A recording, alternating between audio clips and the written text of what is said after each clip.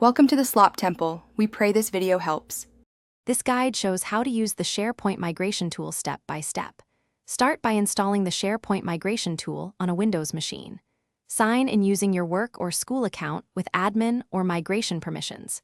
Inventory the source file shares and OneDrive accounts before any transfer. Note the total size in gigabytes and number of items for planning.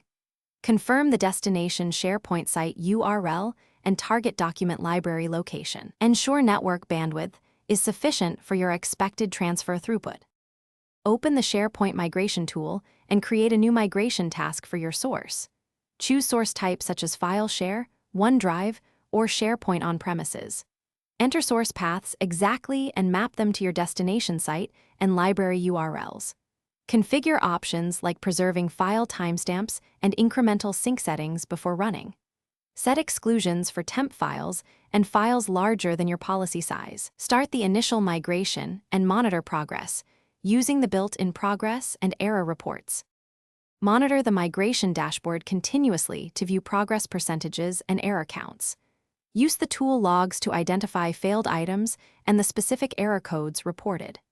Validate migrated content by sampling files, verifying metadata, and checking folder permissions in the destination site.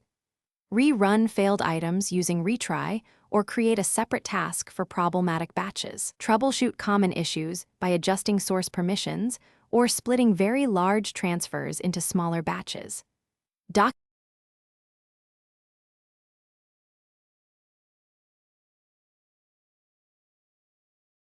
Thanks for watching. Consider subscribing if we helped you.